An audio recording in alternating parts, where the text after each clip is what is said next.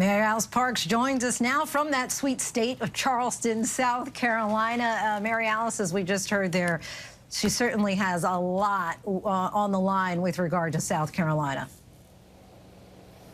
Yeah, Linsey, she's coming here to Charleston tomorrow. And the big question is this Haley's home turf or is it Trump territory? I mean, her theory of the case has always been that if she can hold her own in New Hampshire, then she gets to come home. She gets to take advantage of the fact that she was a popular governor in this state that votes early. The only problem for her could be that Donald Trump might be even more popular. I talked today to Chad Connolly. He was the chair of the state party here while she was governor, and he repeated a line to me, Linsey, that I have heard a lot, which was that South Carolina liked Nikki Haley, but seems to love Donald Trump. I mean, that is what the polls show. We have seen in the polls, like in so many states, the former president with 60 points. I mean, these huge margins. And the reality is South Carolina looks a lot more like somewhere like Iowa in terms of the electorate than somewhere like New Hampshire. I mean, a few numbers for you. In 2016, 16% of South Carolina GOP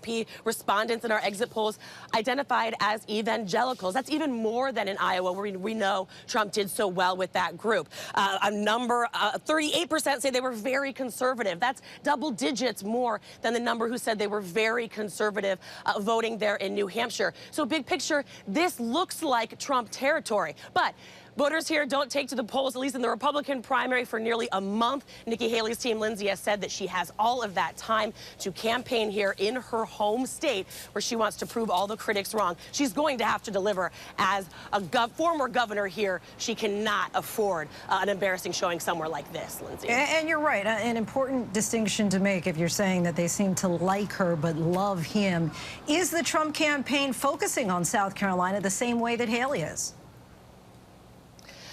Arguably more so. I mean, I talked to the current state party chair who's here, and he told me that far and away, it is the Trump team that has more staff, more resources, more volunteers here on the ground, that he has really built out an apparatus here. I mean, she really has been so focused on New Hampshire. I mean, New Hampshire was where she wanted to deliver, where she had the sort of the backing. You know, I'm thinking about just a few days ago there in New Hampshire, where Trump showed up on stage with all these out-of-towners. Linsey, that's a little bit weird to bring elected officials from another state, but he brought the current governor of South Carolina, the lieutenant governor of South Carolina, the Speaker of the House here to New Hampshire as this power play, a flex move, to try to show that even in her own state, there are so many elected officials who are sticking with him, and picking him over Trump. I mean, the latest example, Congresswoman Mace, I mean, she's from arguably one of the more moderate parts of the state. She barely won her election the first time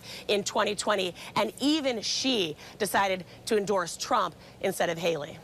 Really telling, and flexes there, as you say. Mary Alice Parks, our thanks to you. Hi, everyone. George Stephanopoulos here. Thanks for checking out the ABC News YouTube channel. If you'd like to get more videos, show highlights, and watch live event coverage, click on the right over here to subscribe to our channel. And don't forget to download the ABC News app for breaking news alerts. Thanks for watching.